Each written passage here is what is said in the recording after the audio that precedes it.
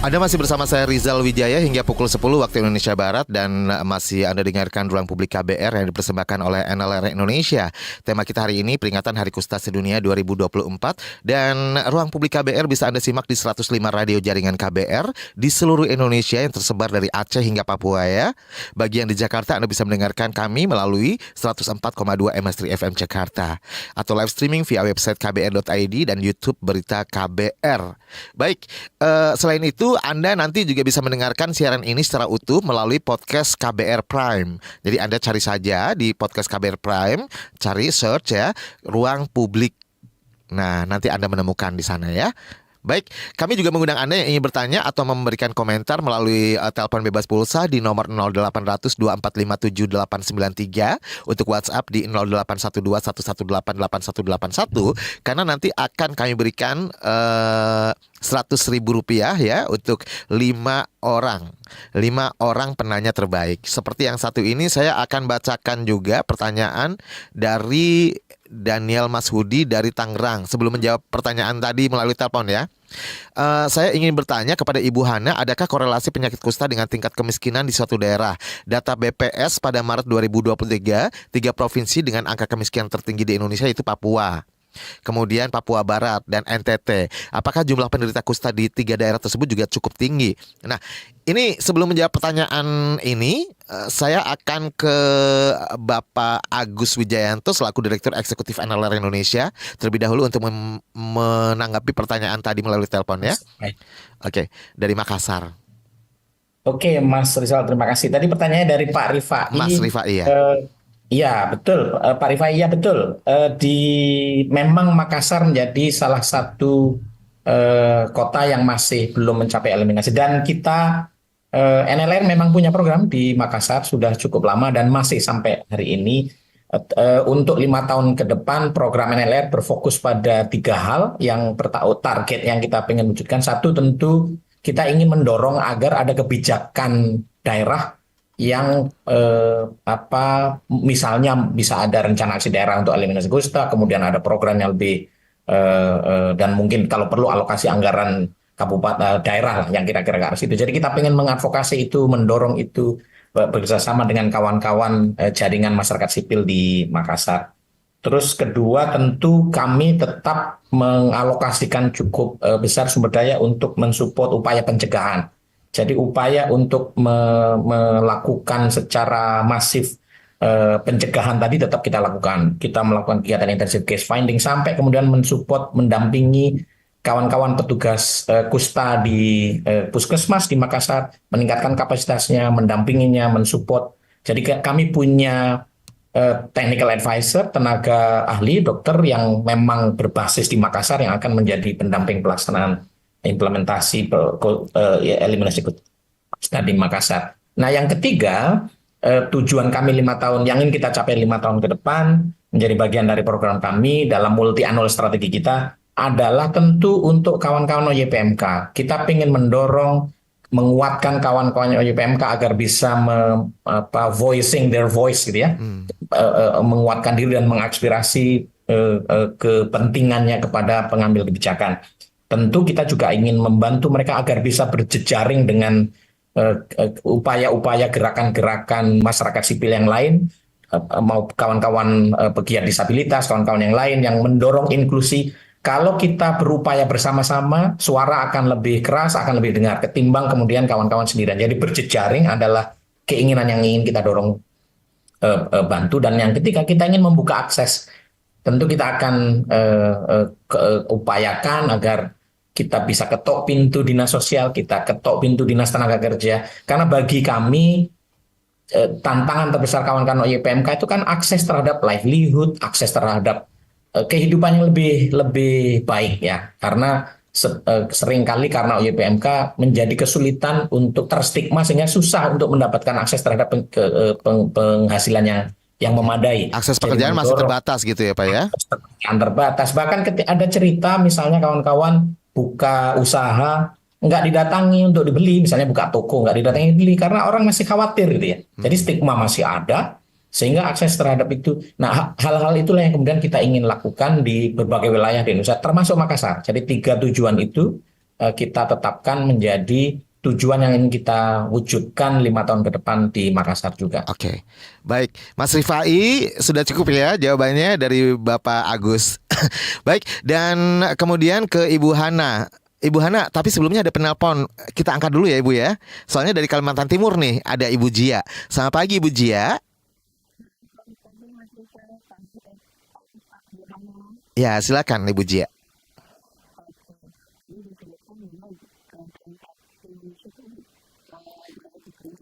Iya,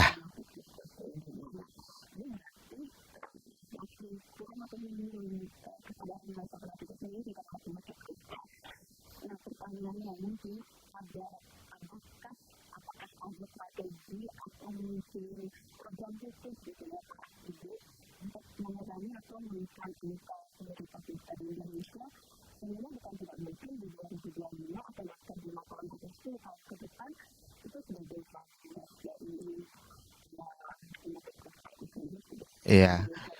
Karena kita kan mau menyambut bonus demografi ya. Nggak lucu dong kalau masih ada kusta juga kan. Oke, terima kasih.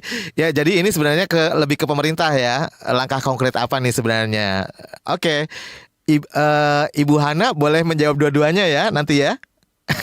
Oke, oke. Langsung Luar, diberondong nih, langsung ditembak. luar biasa. Silakan Ibu Hana. Ya, luar biasa nih.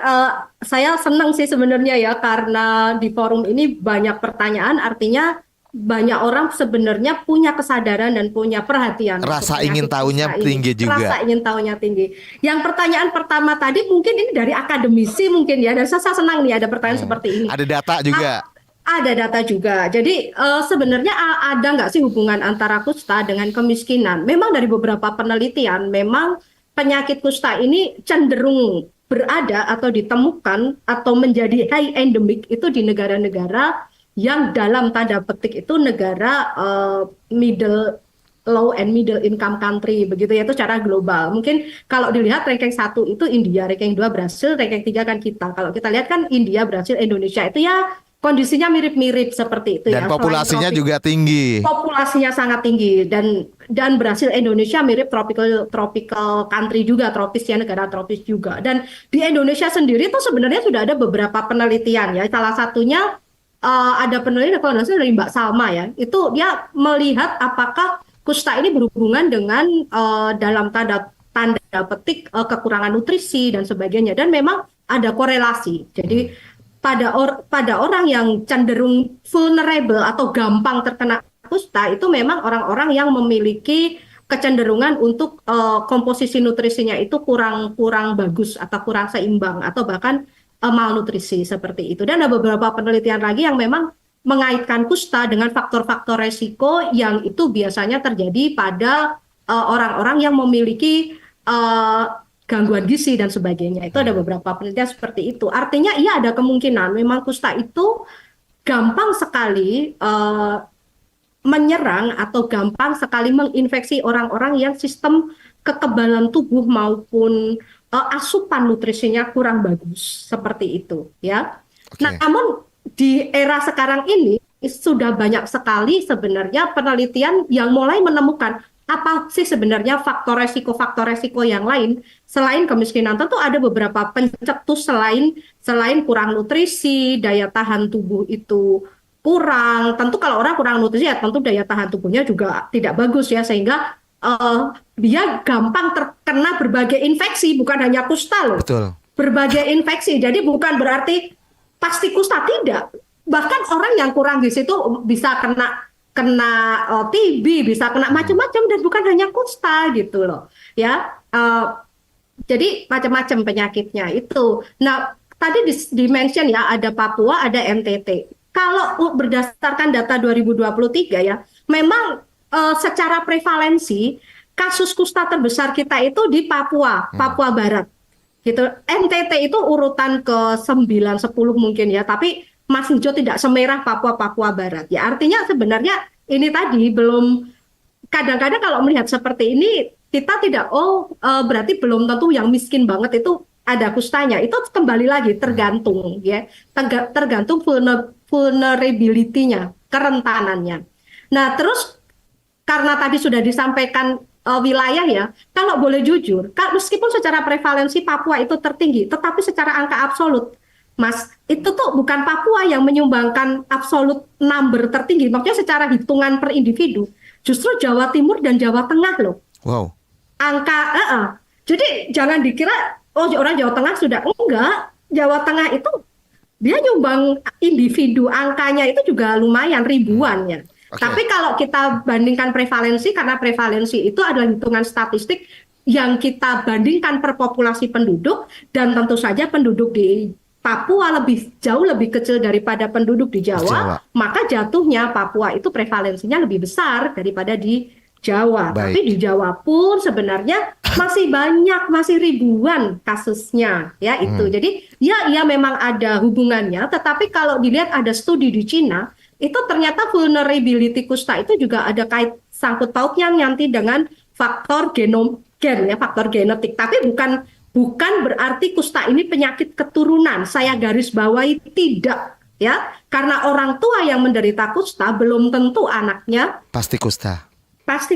Kembali Oke. lagi, Baik. memang faktor resikonya lebih karena kontak erat itu tadi. Tetapi ada faktor genetik yang sudah dianalisis dan ada sekitar 32 gen yang membuat orang itu punya kecenderungan lebih vulnerable terhadap kusta. Oke. Tetapi kan kita bisa mengendalikan faktor di luar genetiknya gitu. Dan ingat Itu ya, sih, kusta Mas. itu juga bisa disembuhkan ya Ibu, seperti kaos saya nih. Betul. Ya. Kusta bisa Betul. disembuhkan.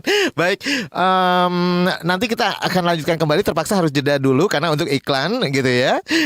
Dan jangan kemana-mana, Bapak Agus juga nanti saya akan minta tanggapannya ya, bisa menambahkan dan sekaligus menjawab pertanyaan tadi yang belum sempat kejawab dari sebentar.